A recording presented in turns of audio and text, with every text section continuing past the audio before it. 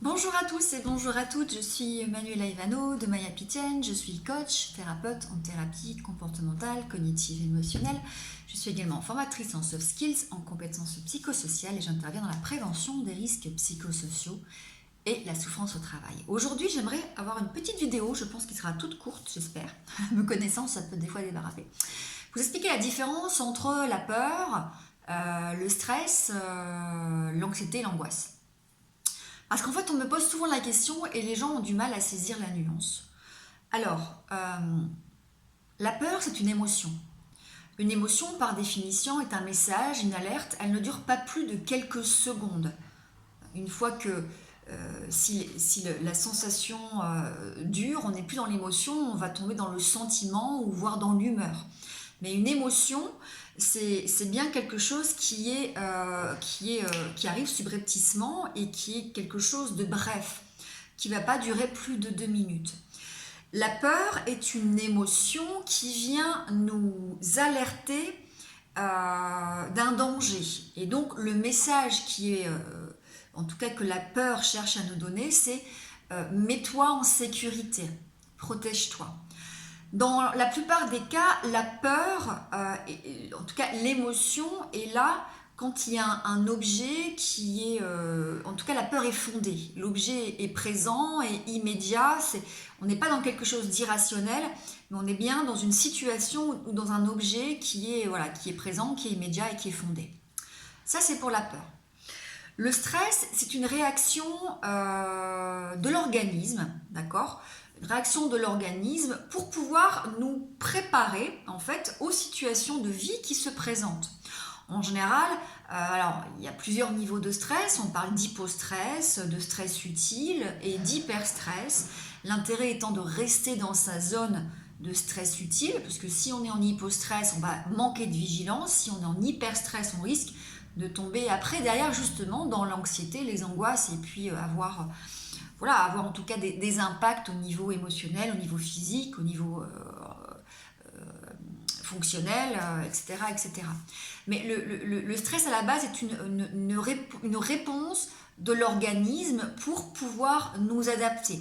Quand il y a de l'hyperstress, en fait, c'est que on a surestimé la situation. En fait, c'est un déséquilibre entre ce que l'on a estimé de la situation et ce que l'on estime de notre capacité, de nos compétences.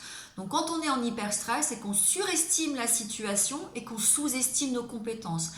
Par exemple, quelqu'un qui doit prendre la parole en public, pour certaines personnes, c'est un vrai challenge. Pour d'autres, c'est quelque chose qui ne va pas forcément provoquer plus que ça de stress. Pour les personnes en stress, c'est parce qu'en fait, elles se font toute une idée de la prestation de prise de parole en public et elles n'ont bien évidemment pas confiance en leur capacité à pouvoir s'adapter à leurs compétences, peut-être d'orateur ou l'éloquence, etc. Ça, c'est pour le stress. L'anxiété, c'est quelque chose qui est beaucoup plus diffus. On est sur une peur qui est irrationnelle. On constate souvent dans l'anxiété, alors sauf peut-être sur les phobies spécifiques, on a en tout cas une situation ou un objet qui est là, qui est présent, mais souvent les peurs sont irrationnelles et souvent dans l'anxiété, on est sur des peurs qui vont plutôt être de la projection sur l'avenir.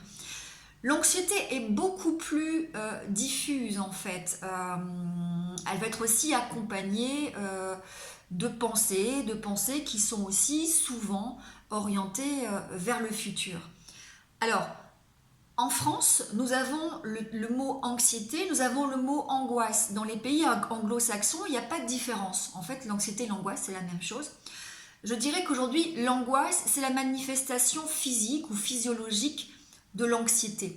Quand on parle d'angoisse, on sait que c'est quelque chose qui se passe dans le corps.